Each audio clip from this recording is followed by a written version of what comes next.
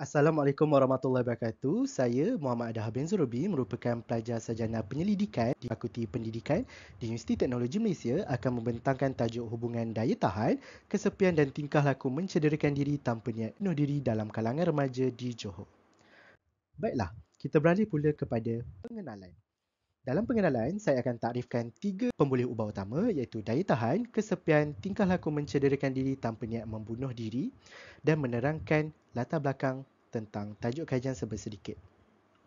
Menurut Marston 2014, daya tahan dapat ditarifkan sebagai keupayaan seseorang individu untuk pulih dan mengekalkan fungsi sistem penyelesaian yang baik selepas mengalami sesuatu peristiwa tekanan.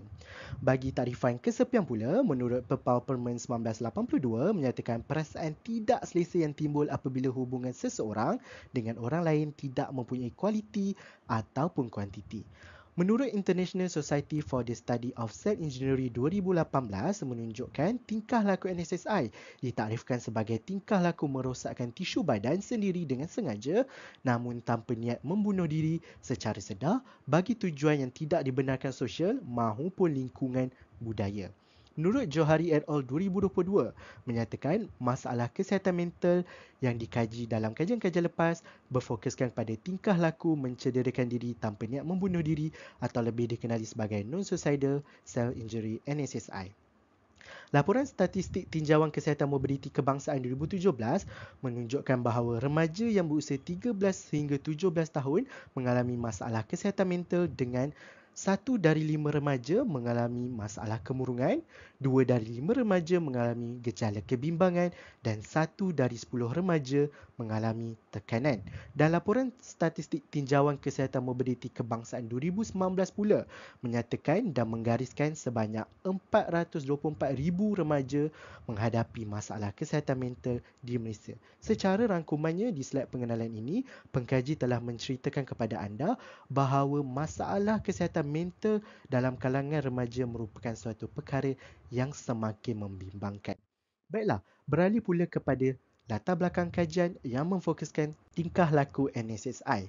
Tahukah anda, tingkah laku NSSI bukanlah satu perkara yang asing lagi dalam peringkat global maupun tempatan.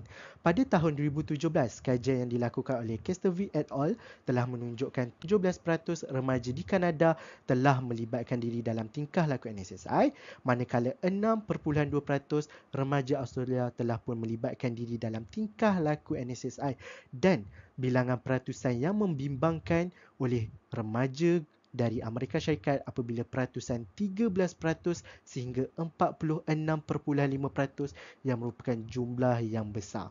Dan di China pula, kajian dilakukan oleh Ezzo et al. 2017 menunjukkan 27.4% remaja melibatkan diri dalam tingkah laku NSI. Secara rangkumannya, peringkat global ini merupakan masalah yang sangat meruncing dan boleh ditarifkan sebagai NSSI merupakan masalah global yang perlu dibincangkan.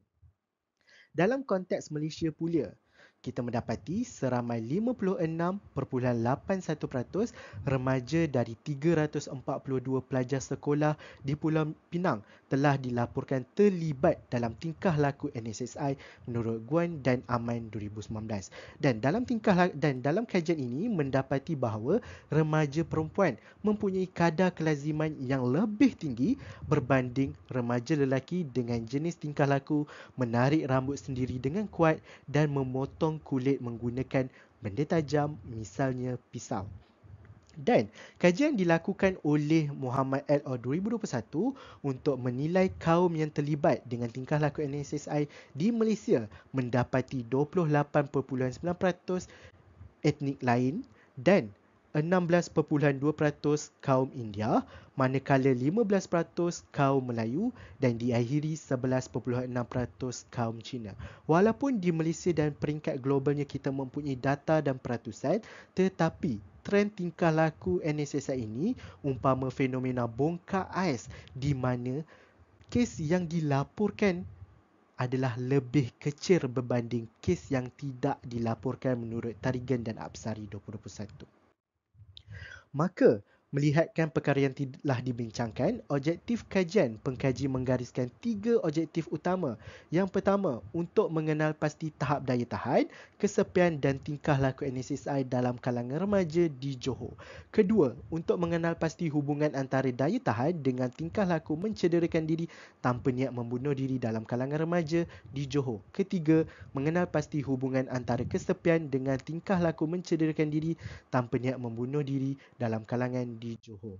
Dan metodologi yang digunakan oleh pengkaji melibatkan populasi memfokuskan remaja yang berusia antara 13 tahun tingkatan 1 sehingga 16 tahun iaitu tingkatan 4 di sebuah sekolah di daerah Johor Bahru Johor.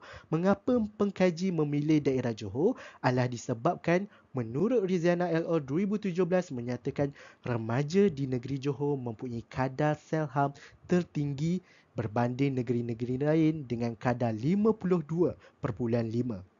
Dan walaupun pernah melakukan kajian terhadap pelajar sekolah di Johor, namun mendapati responden kurang mengetahui akan penyakit mental dan kerana kurangnya promosi kesihatan mental yang dilakukan di Johor. Bagi mengukur instrumen daya tahan, pengkaji menggunakan Cannon-Davidson Resilience Scale yang dibangunkan oleh Cannon dan Davidson pada tahun 2013 dengan menggunakan 6 mata skala Likert.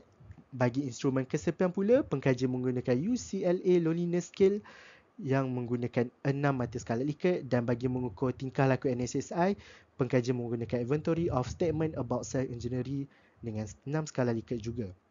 Ketiga-tiga instrumen kajian ini telah diadaptasi oleh pengkaji bagi membolehkan dan bagi menyesuaikan dengan keadaan setempat lokaliti setempat.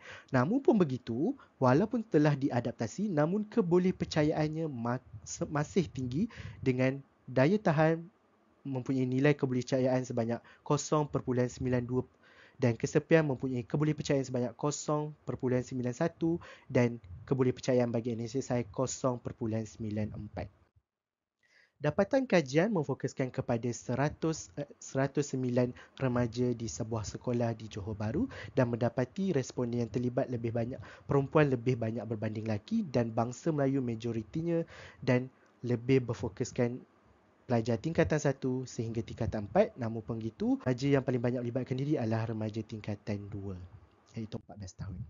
Dapatan kajian untuk objektif pertama adalah tahap daya tahan, kesepian dan tingkah laku NSSI.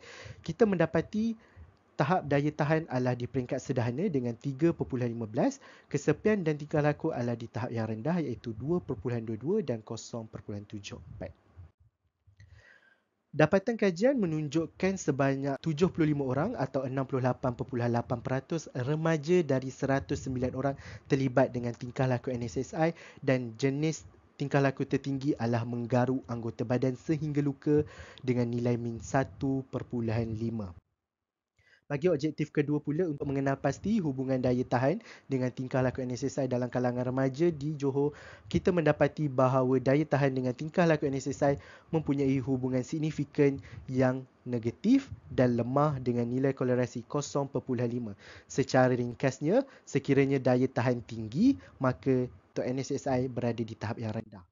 Manakala hubungan kesepian dengan tingkah laku NSS dalam kalangan remaja di Johor adalah sebaliknya dengan hubungan signifikan positif yang lemah, menunjukkan bahawa sekiranya remaja mengalami kesepian, maka cenderung untuk melakukan NSSI.